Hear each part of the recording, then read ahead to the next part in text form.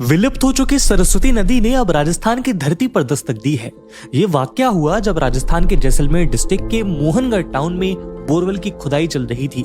लगभग 850 फीट की गहराई पर अचानक पानी जमीन से इतनी तेजी से बाहर निकलना शुरू किया कि देखते ही देखते सैलाब आ गया। आसपास की पूरी जमीन झील में बदल गई और बोरवेल के साथ सारी मशीनरी डूब गई। कुछ एक्सपर्ट्स ने इसका रीजन बताया कि सरस्वती नदी अब वापस रिवाइव हो रही है और ये पानी उसी नदी का है। लेकिन अब साइंटिस्ट ने बताया है कि ये पानी असल में आर्टिजियन वेल से निकला है। पर ये आर्टिजियन वेल क्या होता है? देखिए, ये है वाटर टेबल जिसके नीचे मौजूद है इम्परमिएबल लेयर, यानी इस लेयर को पानी क्रॉस करके और नीचे नहीं जा सकता। कई बार सरफेस रन ऑफ के जरिए पानी इस इम्परमिएबल लेयर के नीचे इकट्ठा हो जाता है। इसे कहते हैं कन्फाइंड एक्विफर। इस कन्फाइंड एक्विफर में काफी प्रेशर होता है और इसके नीचे भी इम्परमिएबल लेयर ही होती है। अब अगर किसी रीजन की वजह से इस एक्विफर के ऊपर मौजूद इम्परमिएबल लेयर टूट जाती है तो इस एक्विफर का पानी प्रेशर की वजह से तेजी के साथ बाहर निकलता है और इसे ही हम कहते हैं आर्टिजियन वेल। बोरवेल की खुदाई के समय भी ये लेयर ब्रीच हुई और कन्फाइंड एक्विफर का पानी आर्टिजियन वेल के रूप में बाहर आ गया। दोस्तों, अगले वीडियो में आप किस ज्योग्राफिकल फिनोमेनन को समझना चाहेंगे कमेंट सेक्शन में जरूर बताइएगा और ऐसी इन्फॉर्मेटिव वीडियोस के लिए फॉलो करें आदर्श गुप्ता। भारत का ये एक नेवल बेस चाइना को चोक कर सकता है। मैं बात कर रहा हूं इंडियन नेवी के latest stealth nuclear submarine base INS वर्षा की, जो बनाया जा रहा है आंध्र प्रदेश के रामबिली विलेज में। 20 स्क्वायर किलोमीटर में फैला ये प्रोजेक्ट $3.75 बिलियन की लागत से बनाया जा रहा है और इसकी सबसे बड़ी खूबी ये है कि यहाँ पर नेचुरल अंडरग्राउंड चैम्बर्स और टनल्स बनाए हुए हैं।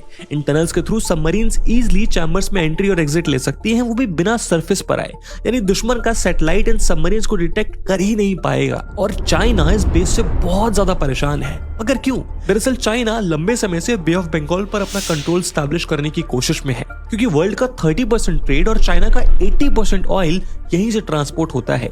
इसलिए चाइना बांग्लादेश, म्यांमार और श्रीलंका में कमर्शियल पोर्ट्स पर काम कर रहा है। लेकिन भारत अपने इस नए बेस और ईस्टर्न नेवल कमांड के हेडक्वार्टर्स विशाखापट्टनम बेस की मदद से चाइना के लिए स्ट्रेट ऑफ मलक्का और बे ऑफ बंगाल को ब्लॉक कर सकता है। दोस्तों, आपके अकॉर्डिंग चाइना के इस एक्सपेंशन को रोकने के लिए इंडिया और क्या स्टेप्स ले सकता है कमेंट सेक्शन में जरूर बताइएगा और ऐसे इन्फॉर्मेटिव वीडियोस के लिए फॉलो करें आदर्श गुप्ता को। ऐसी दिलेर महिला IPS ऑफिसर जिन्हें ना तो उनके डिपार्टमेंट के ऑफिसर्स डरा सके, ना कोई पॉलिटिशियन और ना ही चीफ मिनिस्टर। कर्नाटका कैडर की IPS डी रूपा ने साल 2000 में पुलिस फोर्स को ज्वाइन किया था। 2008 में उन्होंने कर्नाटका के फॉर्मर मिनिस्टर BR यवागल को एक ब्लैक फ्लैग डेमोन्स्ट्रेशन के लिए गिरफ्तार कर लिया था। इसके बाद जब 2013 में वो बेंगलुरु की DCP के रूप में सर्व कर रही थी तो उनका सामना हुआ फॉर्मर CM BS येदियुरप्पा से। उनका डिपार्टमेंट 8 अनऑथराइज्ड SUV यूज कर रहा था, जिसे उन्होंने विथड्रॉ कराया। साथ ही कर्नाटका के 81 पॉलिटिशियंस ने इलीगल तरीके से अपनी सिक्योरिटी में 216 एक्सिस पुलिस ऑफिसर्स लगा रखे थे। डी रूपा ने उन्हें भी हटा दिया। दोस्तों, ऐसे दिलेर ऑफिसर्स ही यूथ को एक सिविल सर्वेंट बनने के लिए मोटिवेट करते हैं। लेकिन UPSC की राह इतनी आसान नहीं है और इसमें सबसे बड़ा चैलेंज होता है प्रीलिम्स और मेंस के लिए सेपरेट स्ट्रैटेजी बनाना और सेपरेट रिसोर्सेज ढूंढना। But I have a solution. Text book का पास एलीट देता है समाधान डेली करंट अफेयर्स, जिससे आपका न्यूज़पेपर पढ़ने का टाइम बचेगा और समाधान आपको एग्जाम स्पेसिफिक न्यूज का कंसाइज एनालिसिस देगा। इसके साथ ही इस एलीट पास में क्विक रिवीजन के लिए चीट शीट्स हैं जो लास्ट मिनट रिवीजन के लिए बेस्ट हैं। 300+ प्रीलिम्स टेस्ट हैं, 170+ PYQs हैं और मेंस आंसर राइटिंग प्रैक्टिस भी आपको इसी पास एलीट में मिलेगी। तो अभी मेरी बायो में दिए गए लिंक पर जाइए और ADR12 कोड को यूज करके 10% डिस्काउंट पर पास एलीट के लिए एनरोल करिए और ऐसे इन्फॉर्मेटिव वीडियोस के लिए फॉलो करें आदर्श गुप्ता को। टैक्स पे करने वाले 1 करोड़ लोग अब से 0 टैक्स पे करेंगे, क्योंकि 2025 के बजट में सरकार ने 12 लाख तक की इनकम को टैक्स फ्री कर दिया है। यानी अब लोग 2024 के मुकाबले टैक्स में करीब 80,000 रुपए तक सेव करेंगे। सैलरीड एम्प्लॉइज के लिए तो 12,75,000 की इनकम टैक्स फ्री होगी। इसके ऊपर 12 से 16 लाख की इनकम के ऊपर 15% टैक्स, 16 से 20 लाख के ऊपर 20% टैक्स, 20 से 24 लाख पर 25% टैक्स और 24 लाख से ऊपर की इनकम पर 30% का टैक्स रेट एप्लीकेबल होगा। लेकिन दोस्तों, आपने नोटिस किया होगा कि प्रपोज टैक्स स्लैब में 4 से 8 लाख की इनकम पर 5% और 8 से 12 लाख की इनकम पर 10% टैक्स लिखा है। तो फिर 0 टैक्स कैसे? दरअसल आपका टैक्स कैलकुलेशन तो इसी प्रपोज टैक्स स्लैब के हिसाब से होगा, यानी 12 लाख की इनकम पर 60,000 रुपए का टैक्स बनेगा, लेकिन ये टैक्स रिबेट होगा, यानी आपको देना होगा 0 टैक्स। लेकिन अगर आपकी इनकम 12 लाख से ज्यादा है तो आपको कोई रिबेट नहीं मिलेगा और उस केस में आपको पूरा टैक्स पे करना पड़ेगा। इसके साथ बजट में और बहुत सारी नई चीजें दी गई, जैसे गवर्नमेंट स्कूल्स में इनोवेशन को बढ़ावा देने के लिए 50,000 अटल टिंकरिंग लैब्स, आईआईटी के 5 कैंपसेस में 6500 एक्स्ट्रा सीट्स और मेडिकल कॉलेजेस में 75,000 एक्स्ट्रा सीट्स। उड़ान स्कीम के अंडर 120 नए एयर रूट्स और टूरिज्म प्रमोशन के लिए 20,000 करोड़ का बजट। दोस्तों, इस नए रेजिम के अंदर आप कितना टैक्स सेव कर पाएंगे कमेंट सेक्शन में जरूर बताइएगा। और ऐसे इन्फॉर्मेटिव वीडियोस के लिए फॉलो करें आदर्श गुप्ता को। इस वीर योद्धा के हाथ घायल हुए तो पैर से रस्सी बांधकर मशीन गन चलाई, लेकिन दुश्मन के सामने हथियार नहीं डाले। ये कहानी है वीरों की धरती राजस्थान में जन्म लेने वाले मेजर शैतान सिंह की। साल था 1962 और जगह लद्दाख का चुशुल सेक्टर में 5000 मीटर की ऊंचाई पर मौजूद रिजांगला। यहाँ चाइनीज आर्मी से लोहा लेने के लिए पोस्टेड थी 13th कुमाऊं बटालियन की सी कंपनी, जिसे लीड कर रहे थे मेजर शैतान सिंह। 18 नवंबर को लगभग 1300 सोल्जर्स वाली चाइनीज आर्मी बटालियन का फ्रंट साइड से अटैक हुआ, लेकिन यहाँ पर इंडियन आर्मी के पास ऊंचाई पर होने का एडवांटेज था और मेजर शैतान सिंह ने अपने सोल्जर्स को टैक्टिकल पोजीशंस पर लगाया, इसलिए चाइनीज आर्मी के अटैक्स फेल होते रहे। फिर चाइनीज आर्मी ने अपने सोल्जर्स को ग्रुप में डिवाइड किया और मल्टीपल डायरेक्शन से कुमाऊं बटालियन की डिफरेंट कंपनीज पर अटैक लॉन्च कर दिए। मेजर शैतान सिंह की लीडरशिप में इंडियन आर्मी के सिर्फ 123 जवानों ने 1300 चाइनीज सैनिकों से लड़ाई लड़ी और 109 जवान लड़ते लड़ते शहीद हो गए, लेकिन चाइनीज आर्मी को आगे नहीं बढ़ने दिया। इस बहादुरी के लिए उन्हें परमवीर चक्र से सम्मानित किया गया। दोस्तों, शेयर करिए इस इंस्पायरिंग स्टोरी को पूरे भारत के साथ। दोस्तों, अगले वीडियो में आप भारत के शौर्य की कौन सी कहानी जानना चाहेंगे कमेंट सेक्शन में जरूर बताइएगा। और ऐसे इन्फॉर्मेटिव वीडियोस के लिए फॉलो करें आदर्श गुप्ता को। सैफ अली खान पर जब हमला हुआ तो वो इलाज के लिए लीलावती हॉस्पिटल गए और अमिताभ बच्चन से लेकर दिलीप कुमार, ऋतिक रोशन, लता मंगेशकर और करीना कपूर जैसे भारत के बिगेस्ट सेलिब्रिटीज की ये हॉस्पिटल पहली पसंद रहा है। पर आखिर कौन है ये लीलावती और क्यों मशहूर है ये हॉस्पिटल? साल 1919 में बर्मा यानी म्यांमार में सिर्फ 12 साल की उम्र में एक लड़के ने रूबी स्टोन का बिजनेस शुरू किया और 1944 में इसी लड़के ने मुंबई में ब्यूटीफुल डायमंड्स को एस्टैब्लिश किया और डायमंड बिजनेस में उतर गया। तब किसी को नहीं पता था कि इंटरनेशनल डायमंड मार्केट में भारत की एंट्री यही लड़का करवाएगा, जिसका नाम था कीर्तिलाल मेहता। मगर 1953 में कीर्तिलाल ने ऐसा ही किया और diamond capital of the world यानी बेल्जियम के एंटवर्प में गैम्बल डायमंड्स खोल दिया और फिर हांगकांग, टेल अवीव और न्यूयॉर्क में भी एक्सपैंड करते हुए भारत के डायमंड किंग बन गए। इस सफलता का इस्तेमाल लोगों की सेवा में करने के इरादे से उन्होंने 1997 में अपनी मां लीलावती के नाम पर इस हॉस्पिटल की शुरुआत की थी और अपनी मॉडर्न फैसिलिटीज और वर्ल्ड क्लास स्पेशलिस्ट डॉक्टर के चलते आज ये सेलिब्रिटीज की पहली चॉइस बन चुका है। दोस्तों, अगले वीडियो में हम भारत की किस इंटरेस्टिंग स्टोरी को जानना चाहेंगे कमेंट सेक्शन में जरूर बताइएगा। और ऐसे इन्फॉर्मेटिव वीडियोस के लिए फॉलो करें आदर्श गुप्ता को। Goa is dying.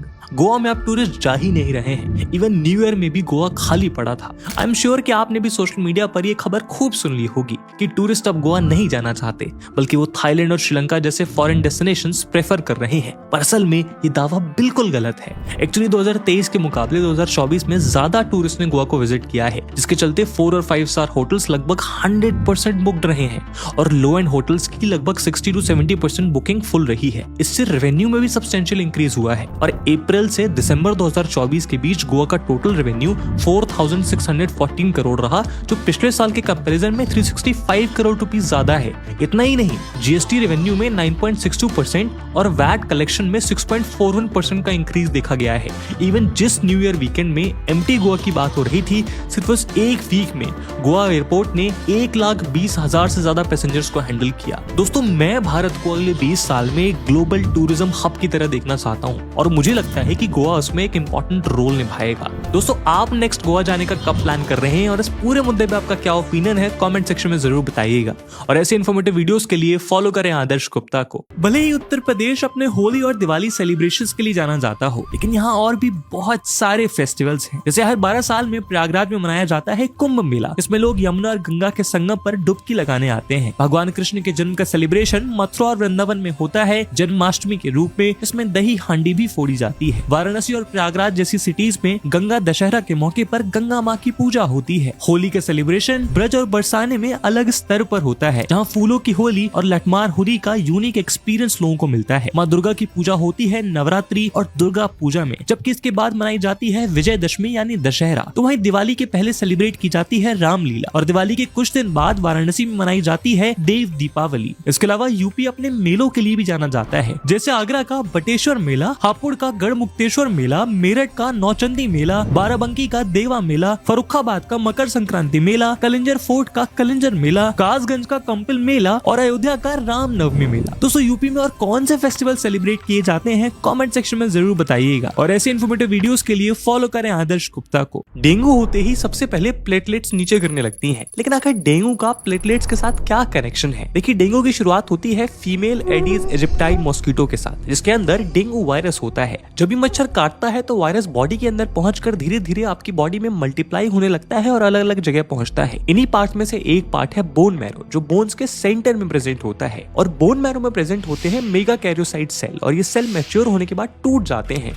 Her cell के ब्रेक होने से लगभग 1000 प्लेटलेट्स बनती हैं, जिनकी टोटल लाइफ 5 से 7 दिन होती है। लेकिन जब डेंगू वायरस मेगा कैरियोसाइट्स को भी अफेक्ट कर देता है तो प्लेटलेट्स बनने की स्पीड स्लो हो जाती है, यानी नई प्लेटलेट्स लिमिटेड नंबर में फॉर्म होती हैं और पहले से मौजूद प्लेटलेट्स की लाइफ खत्म हो जाती है। इस वजह से प्लेटलेट्स का नंबर में एक ड्रास्टिक ड्रॉप देखा जाता है और पेशेंट की कंडीशन डिटेरियोरेट हो जाती है। सिर्फ साल 2023 में 2,89,000 लोग डेंगू से इफेक्ट हुए थे, जिसमें से बहुत से लोगों ने अपनी जान तक गंवा दी थी। और दोस्तों सिर्फ डेंगू ही नहीं बल्कि आजकल कई डिजीजेस, नेचुरल कैलेमिटीज और एक्सीडेंट की वजह से कई परिवार बिखर जाते हैं। ऐसे में उनके पीछे रह जाता है उनका परिवार, जिन्हें फाइनेंशियल प्रॉब्लम्स फेस करनी पड़ती हैं। लेकिन ऐसी फैमिलीज की फाइनेंशियल सिक्योरिटी को टर्म इंश्योरेंस प्लान इंश्योर कर सकता है। हर महीने सिर्फ 600 से 700 रुपए देकर आप 2 करोड़ तक का इंश्योरेंस कवर ले सकते हैं। तो जाइए मेरी बायो में दी गई लिंक में और 51+ इंश्योरेंस में से कंपेयर करके अपने लिए बेस्ट प्लान चूज कीजिए, वो भी अप टू 10% डिस्काउंट के साथ, और अपने फैमिली के फ्यूचर को सिक्योर करिए। और ऐसे इन्फॉर्मेटिव वीडियोस के लिए फॉलो करें आदर्श गुप्ता को। पुष्पा जिस लाल चंदन की तस्करी करता है वो पूरी दुनिया में सिर्फ एक जगह पाई जाती है और दुनिया की सबसे महंगी लकड़ी है, जिसका दाम 2 करोड़ पर टन से भी ज्यादा होता है। मगर ये इतना महंगा और रेयर क्यों है? देखिए ये है आंध्र प्रदेश में कडप्पा, अन्नमया, तिरुपति, चित्तूर और नेल्लोर के 5000 स्क्वायर किलोमीटर के एरिया में फैला हुआ शेषाचलम हिल्स। 1980s में आंध्र प्रदेश के सीएम एनटी रामाराव ने बहुत बड़ा एफॉरेस्टेशन प्रोग्राम चलाया और पूरे रायलसीमा रीजन में लाल चंदन के बीज स्प्रे करवा दिए। लेकिन शेषाचलम हिल्स के हॉट और ड्राई क्लाइमेट और यहाँ की मिट्टी लाल चंदन के लिए एकदम परफेक्ट थी, जिसकी वजह से यहाँ इसकी अच्छी ग्रोथ हुई। इसके बहुत से मेडिसिनल और कॉस्मेटिक यूज हैं, जिसके चलते डिमांड और प्राइसेस हाई रहते हैं। दूसरी तरफ व्हाइट सैंडलवुड स्मगलिंग और एलिफेंट पोचिंग के लिए मशहूर क्रिमिनल वीरप्पन को जब तमिलनाडु, कर्नाटक और केरला के घने जंगलों में थूड़ा जा रहा था तो इसके अंडर काम करने वाले लोग बेरोजगार हो गए और लाइवलीहुड के लिए ये आंध्र प्रदेश से लाल चंदन की तस्करी विदेश में करने लगे, जो आज तक जारी है। इसी वजह से लाल चंदन की अवेलेबिलिटी और कम होती जा रही है और दाम आसमान पर पहुंच गए हैं। दोस्तों क्या आपने कभी लाल चंदन यूज किया है? कमेंट सेक्शन में जरूर बताइएगा और ऐसे इन्फॉर्मेटिव वीडियोस के लिए फॉलो करें आदर्श गुप्ता को।